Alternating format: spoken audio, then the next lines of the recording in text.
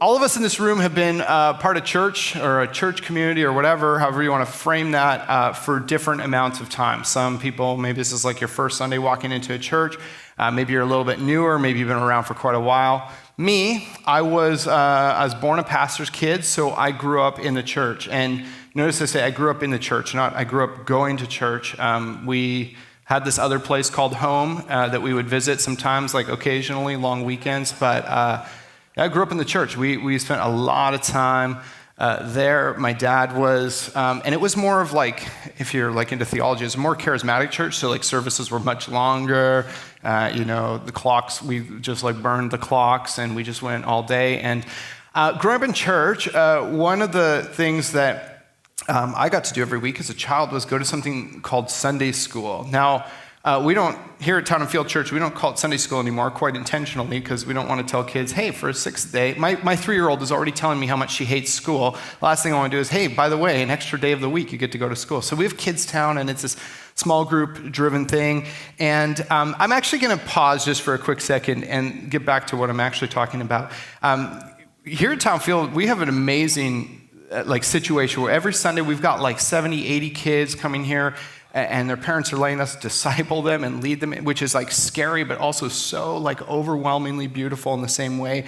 And we've rebuilt that from scratch thanks to COVID, and we've created a model now where it's not just a program so the parents can like be undisturbed for an hour or can pretend they're going to church and go grocery shopping and pick their kids. It's not childcare on a Sunday morning. It's not keeping kids entertained. It's small group driven discipleship for kids because they're the future. They're going to be up here. They're going to take over this place, and we need to make sure that they are really well equipped to do that. So we're working really hard to partner with. I'm getting like emotional. Just think about it. We are working hard to partner with parents in that way.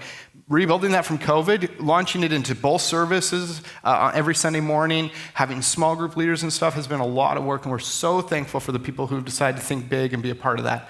That being said, the reason I'm taking a moment to say this is partially to highlight how amazing that is, but also to highlight the fact that it's not like we rebuilt it and we're like, oh, Rome was built in a day, which, speaking of which, they're still building Rome, so that expression is broken. But we are still building our Kids Town team. We're still working on that, and we still need people who, it's easy to look around and say, oh, someone else would do. We need people who will say, you know what, God, that little ping in my heart, to give it a shot for half a year, to say, I'm going to go invest in the next generation. We need new volunteers. When we kick off in the new year, we need people who are willing to come and lead and make a real difference. And I think it's one of the greatest ways you can think big and make a difference here at Town and Field Church. So all those reasons and excuses circling around in your head, I just want to yell at them and delete them for a second and say, hey, you know what? Give it a shot. Come give it a shot. We'd love to talk to you. Hit one of us up, and we'd be happy to talk to you. Anyways, Kids Town is awesome. We got this curriculum coming from this place in Atlanta called Orange, and they make these like awesome videos. When I was a kid, we didn't have videos. I mean, video existed back then. I'm not that old, but it was like, our church couldn't afford that. And so if you grew up in my era, you probably had puppet shows or a classic. Some of you probably already know where this is going. I built this myself because Town and Field Church doesn't own one, but I built my own. Well, I'll say I built my own. Talcy helped me build this, otherwise it wouldn't look this nice. Build this felt board, flannel graph. If you're young, there we go. Wow, that's a huge result. I guess we'll have to use this every week. This is our homemade flannel graph. We don't use these at Town and Field Kids anymore, so I thought we'd use it for the adults and see, where it goes. This is vintage church, guys. This is like, if you go to like a church thrift shop, this is, there's the pipe organ and there are the flannel graphs right there beside each other.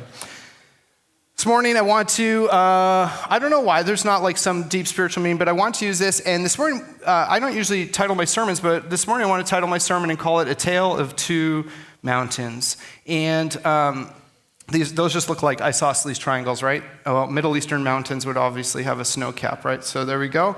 Those are the mountains that we came up with. Tale of Two Mountains. As you know, as we've been working through Matthew 5 for a long time, and in a few weeks we're going to wrap up Matthew 5.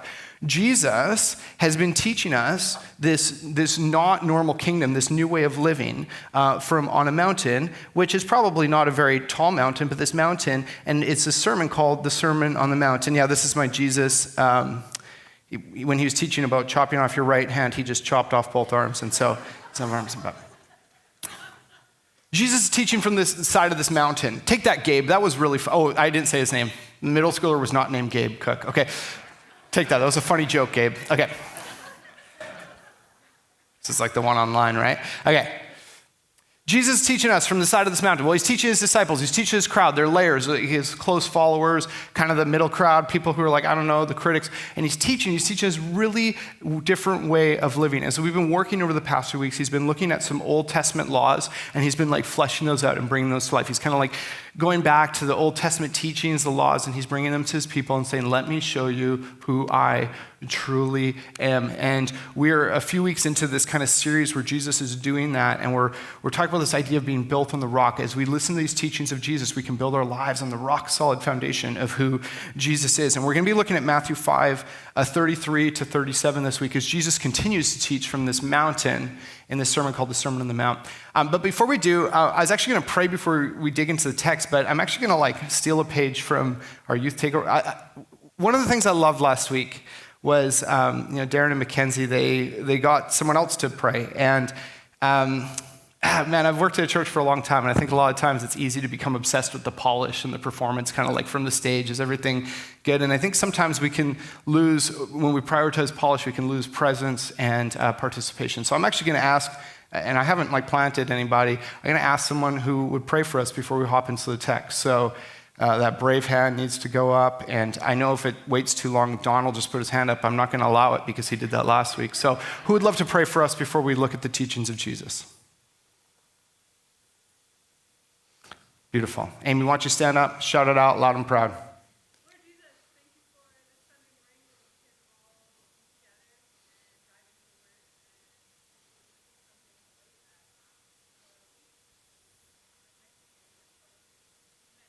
Amen.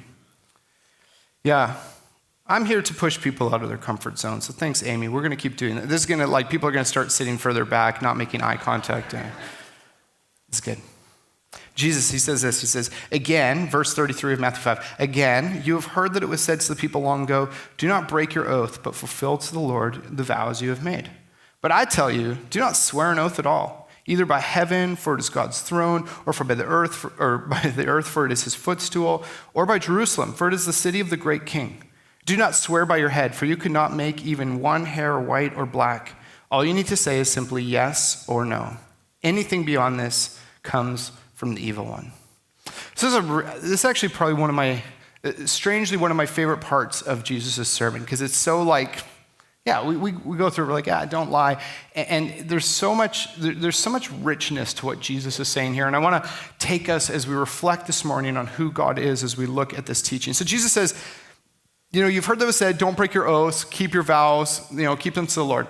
That's true. We were in the Old Testament. We're the community of faith, the church, the people of God are supposed to be people of integrity. We're supposed to be people who are honest, truth tellers. We're supposed to be the truth-telling community. This has been consistent for all time. And this makes a lot of sense when you think about who God is. God leads this community of faith. God leads the church. He leads the nation of Israel. He leads the early church. He leads all of us. And he is consistently a truth teller.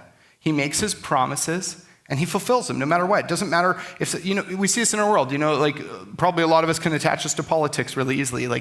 Politician says something, the world changes, and it's like, okay, actually the opposite.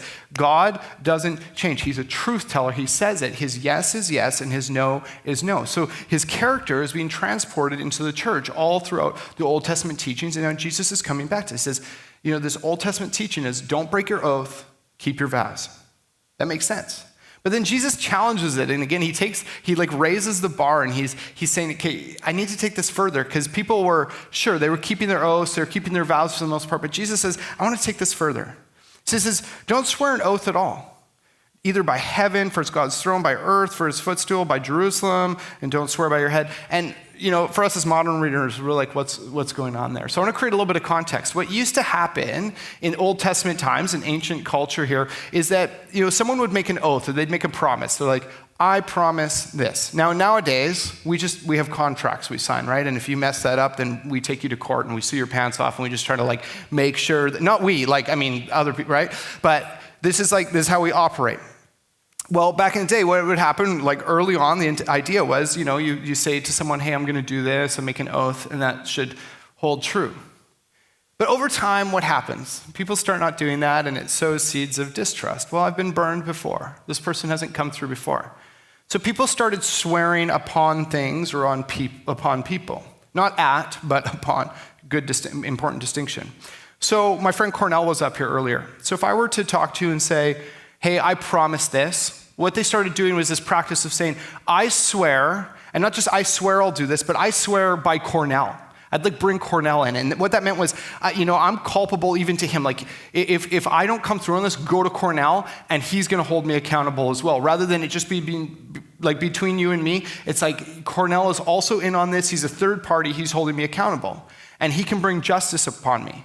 And then that wasn't enough because the distrust grows because maybe over time Cornell's my pal and I go to him and say, hey, listen, you know what, things change. I can't come through on my oath. And so he takes my side. So it starts to expand. It's like, okay, I swear by the community. And what that would often mean is like, if I don't come through on my promise, the community can bring justice on me. They can put me to death. They can put me in prison. They can do whatever needs to happen in order for me to do this. This is kind of like the legal system, as far as contracts go. So I start to swear by the community. So what's going on here is Jesus saying, don't swear an oath by heaven or for earth or by Jerusalem. So people would say, I swear by Jerusalem. Like, may all of Jerusalem and their wrath come down on me if I don't fulfill my oath.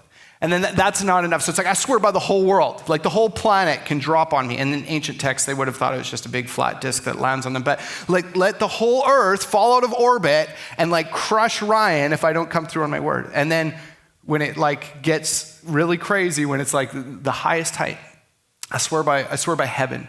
May God himself descend from the throne and strike me dead if I don't come through on my oath. Why would you need to swear like that? Why would you need to make a promise like that? Well, again, because the community starts to have seeds of distrust sown in it. In a community where you could just say, this is like the first week of like dating, right? Where you just trust each other. But then after that, it's like, I don't know. And then you say I do, and it's just like, I don't trust this person at all, But sorry, that's a bad joke. But it's like, in the panacea of the church, it should be like, hey, this person said this, I believe it. Over time, it doesn't go like that. Recently, Callan and I were talking about churches where they write music with some of their like music leaders in their church or whatever, they write songs. And how it's gone sideways because they didn't have the proper contracts in place, and it becomes this legal battle between the church and different staff members and stuff like that. And I'm like, what? What a shame. And that's why contracts, that's why swearing by people, by communities, those types of things becomes necessary. Because over time, the same distrust, the same brokenness that people created in their relationship with God started to expand in people's relationships with each other. The community of faith, the Israelites, couldn't trust each other. In the church, we don't trust each other that much. It's one of the reasons we aren't very willing to share very openly or vulnerably a lot of the times is because there's a low level of trust. Well, how can I trust these people? I don't really know them. When really the picture should say, well, these guys are part of my faith community.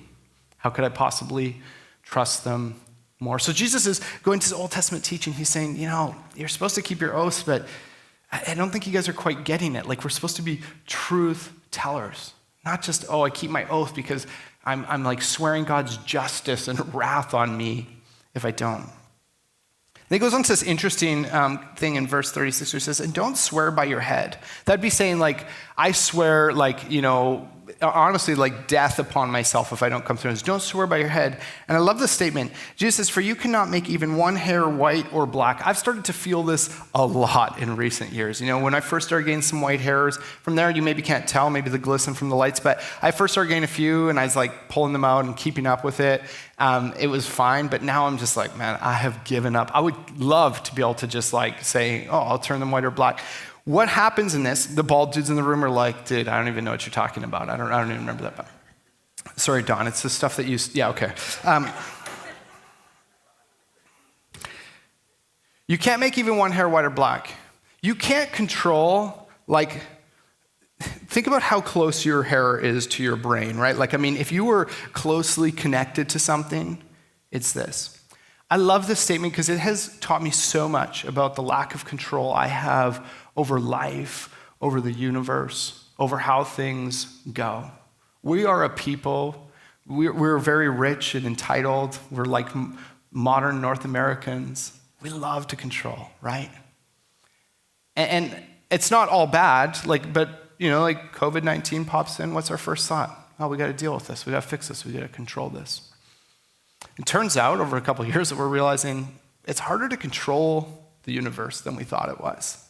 And it's good. I'm really glad that there are medical attempts to try to do this, but so much of life is out of our control. And when it comes to our honesty and integrity, this is probably something we need to be very aware of. Jesus says, just say yes or no. And I think this is where he's saying, or just be honest and sometimes say maybe so. Saying, I can't control tomorrow. I can't script out tomorrow. Man, this has never been clear over the past year and a half. In James, he says, don't say tomorrow we're going to do this, because you don't know what tomorrow brings. If we're going to be a people of integrity, I think we need to come to terms with the fact that we control very little of the outcomes of life. But what we can control is how we monitor what we say and our speech and what we promise on and how we deliver on that and how we fulfill that.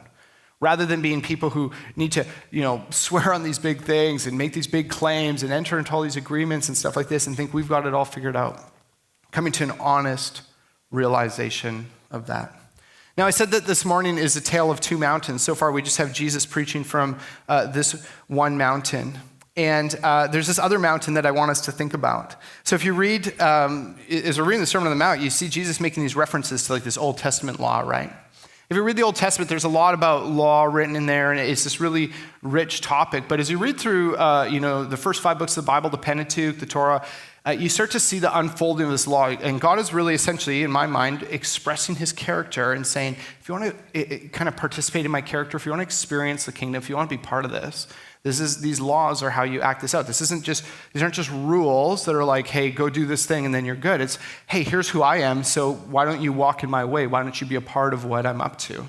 As you read through the Old Testament, you see this character named Moses show up. And God is speaking through Moses. Moses is like the greatest prophet of all time. And God is speaking through him and revealing his law to the people. And he's revealing his character and his nature by saying, hey, this is how you can live and act. And now, there's a lot in the Pentateuch about the law. But one of the places our minds really go to, it's kind of classic Sunday school, is this scene in Exodus 20, which, by the way, people who are reading the Bible with us, that's where we're at this morning, today, Exodus 20.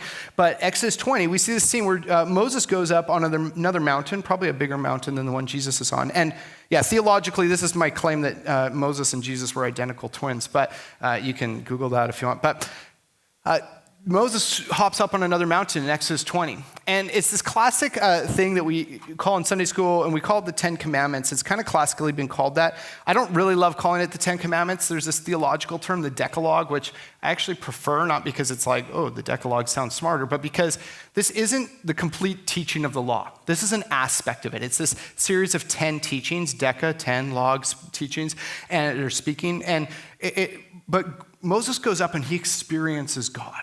He has this close encounter with God. And what he sees is who God is. And my paraphrase of the Decalogue goes like this. If you know the 10 Commandments growing up in the church or anything like that, my paraphrase of the Decalogue goes like this. Don't have false gods. Don't have fake gods. Don't misuse God's name. Rest. Honor your parents. Don't kill. Don't cheat. Don't steal. Don't lie. And don't be envious. Those are kind of really what's going on there. And this isn't the complete law. This isn't every aspect. But what we see here is this expression of who God is. We've been seeing this over the past few weeks. God's a loving God. God's a faithful God. God's a committed God. And these teachings show this. And I think if we typically think about, what Jesus is saying here, say yes or no, and, don't break your oaths, that kind of thing. It's easy to kind of line that up with number 9, right? Don't lie. And that makes sense. God says, don't lie. Don't. And if you grew up way back and you're memorizing King James, don't bear false witness. Don't be someone who tells something that's untrue. Don't live like that. God is a truth teller, so participate with him in that way. But I actually think a greater commandment that it shows us and expresses what's going on here is the third one. Don't misuse God's name. Maybe you've heard it say, don't take God's name in vain. Growing up in the church, a simple definition about that is people often say, well, that means you shouldn't say oh my God, or Jesus Christ as an expletive. Now, I would say that I don't think you should use God's name in that way, but I think to boil commandment number 3 of this interaction Moses is having with God on this mountain down to that is, I think it leaves us wanting. I don't think God was like, okay, and then this big list of 10, if someone stubs their toe, the words, it's not that. See, what happened was in the garden narrative, right at the start of the Bible, right at the start of Genesis, God creates people, how? In his image. And you look at me, you're like, yeah, that's clear. Look at Ryan. He's a shining, beautiful. No, it's okay. This doesn't mean we're going to look like God. What this means is this isn't just a description of how God created people. I believe this is a charge and a mantle, a responsibility, a ministry that God puts on his church, on people. He says, no, go and bear my image. Go and reflect my character, my nature to the world around you. And we look at this teaching, it says, don't take God's name in vain or don't misuse God's name. Well, the greatest way we can do that isn't just because, we drop an OMG when we're texting or something like that. The greatest way we could do that is by claiming to be followers of Jesus, to be brand ambassadors for the kingdom of Jesus, to be the influencers of the nation of Jesus, and to do a really bad job of that, to show people what God isn't like. We often say we are followers of Jesus, or we claim that, or we believe that, and our job is to show the world what God is like, but we do the opposite. And it misinforms people. It's a false sort of worship. It idolizes ourselves over who God is. And it creates our own gospel of expressing God in a really faulty way. And it's so incredibly damaging. When we think about this idea of thinking out, caring for the world around us, we often get these, we arrive usually first at these cultural notions of, well, this is how the world thinks you can be a good model citizen or a kind neighbor or a nice person. And some of that's fine. And we think that's the calling to go and be Jesus' ambassadors in the world, is to look like the model citizens in the world. When I think that one of the biggest things Jesus is going to say is don't stop misusing my name. He's like, you're bearing my brand to the world around us, and you go out there and you let your yes mean no sometimes, you let your no mean yes sometimes, and you aren't honest, you aren't painfully truthful when you speak. Oh man. How much more could we miss? One of the greatest things about God is how truthful he is. He is a God of truth. And when we go out and we live otherwise, how much worse could we misrepresent who this God is? I mean, we've been reading about anger and divorce and all that. All of that is huge. But in our day-to-day, the level of integrity that we go after, the level of honesty, the level of purity, being free from dishonesty, this is one of the greatest ways we can think out and show the world what Jesus is like. Jesus shows up and he says, hey, this is what the normal world looks like, and my kingdom's different. It's really not like this normal world. It's not a normal kingdom. It's very strange and it's very abnormal. And in this, your words should mean what they mean. How many of us have been burned by people in the church who, for one reason or another, have not been truthful? How many of us have burned others? Not me, for sure. Not literally, just in case you're wondering, figuratively. How many of us have hurt others by not being a place that people could trust? We're this community of God, and God is the most trustworthy one, yet we make people feel like they can't trust God because they can't trust us as the community of faith, because our yes can't just be yes and our no can't just be no. We're supposed to be this yes-no community. You arrive at any new church, a lot of you are new, you show up and you're like, I don't know the people. Your assumption probably isn't necessarily that high if you've been around church for a while. You're probably like, well, it's probably just like the rest of the world. Maybe I can trust them. Maybe I can't. We're going to let people down. We're struggling sinners. I'm going to let you guys down. We're all going to do that. But it just should look a little different, I think, than the normal world around us.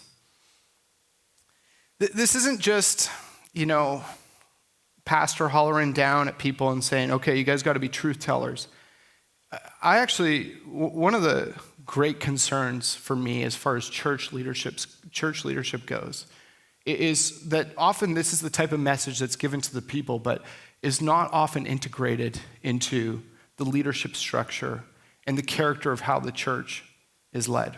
And that might sound intense, but I'll unpack what I mean. Many of us have probably been part of churches where there are these ambiguous resignations, these okay, this person's no longer with us, it wouldn't be appropriate for us to share the details. And, where for some reason when you start getting paid by the church or you get elected to be an elder, you all of a sudden can handle truth better than the average person attending a church can. It's like we're protecting the kids, I think that type of system and structure in the modern church, this is my prediction, my guess, is going to be one of the main reasons that millennials and Gen Zers get sick of and get bored of and leave the church. Is because there's this kind of truth-wielding power that happens in a boardroom that other people, they're not spiritual enough. They can't understand that. I'm not trying to point fingers or diss anyone, and I've struggled with this. I've had to process this. And you've heard me, if you've been around for a while, you've heard me talk about transparency. This is why I'm passionate about a hyper sense of transparency and authenticity and vulnerability in our church, because we want people, if you're in a community, if you're not in a community group, join one. But if you're in a community group, you're in a serve team, and you feel like I can't be vulnerable or authentic, I'm not going to point at you and say, oh man, that's because you need to get over your stuff. I'm going to point at us as church leaders and say, maybe we haven't modeled that well enough. Maybe we haven't shown people that this is a safe place where a yes can be yes and our no can be no. We can put anything about our lives on the table. I'm committed to being part of a church where the truth is known. Many of you probably have been part of a church where things go crazy, things get bad.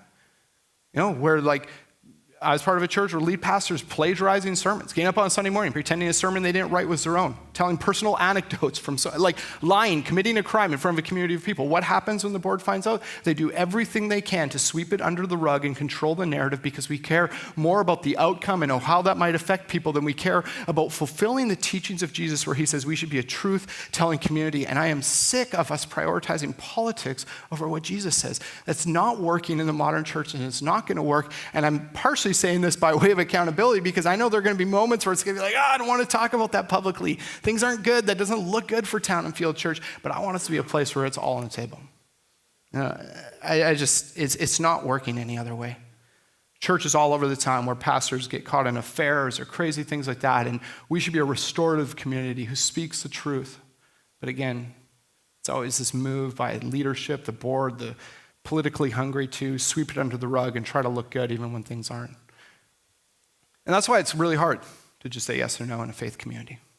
It's hard when we don't trust each other. It's the same thing that happened in the Old Testament. God sets them out. He's like, keep your oaths.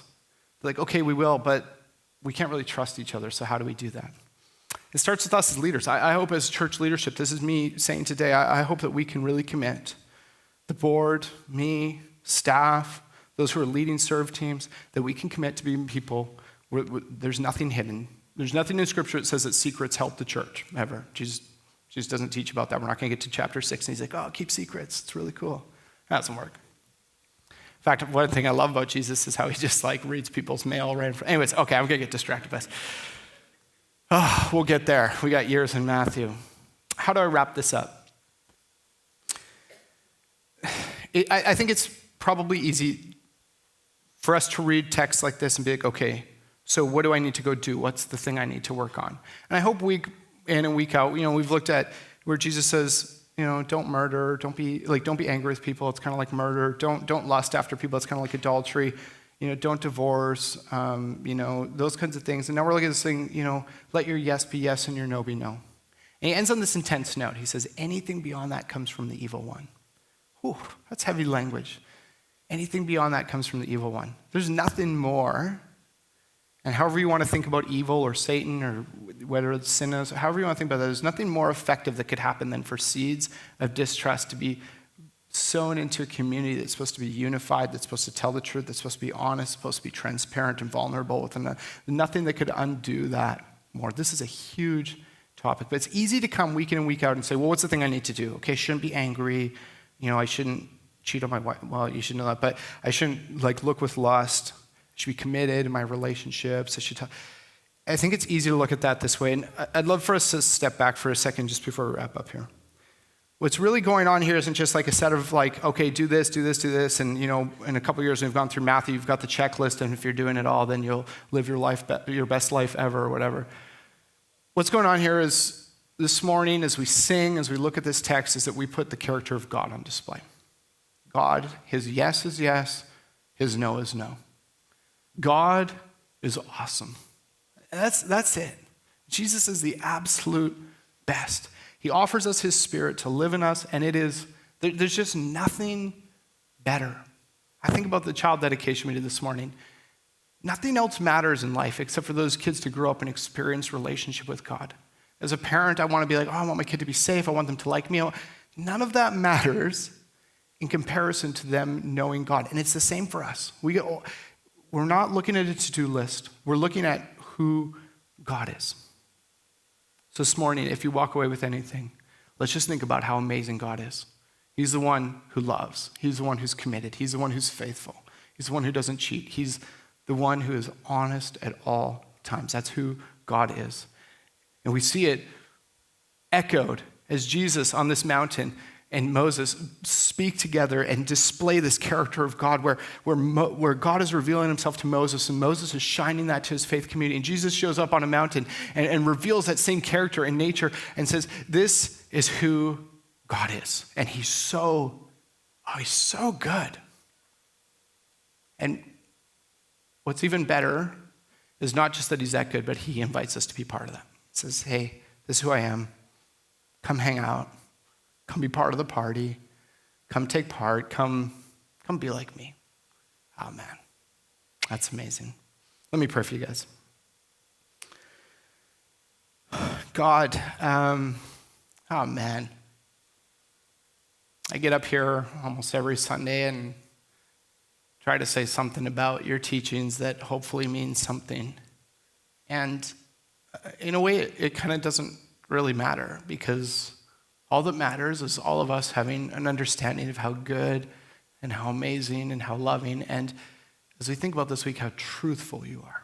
You're just consistent and perfect, and you never let us down. And I ask, I guess for all of us here this morning, that as we leave, that would just rain heavy in our hearts. That we would just say, man, God's so good, and I want to be a part of that. For me, God, I got a long ways to go in that, and ask you to help me grow and help us be a town that's a truth-telling community that shines your nature and your character to everyone around us. God, we love you. We're thankful that we get to hang out with you all the time. Amen.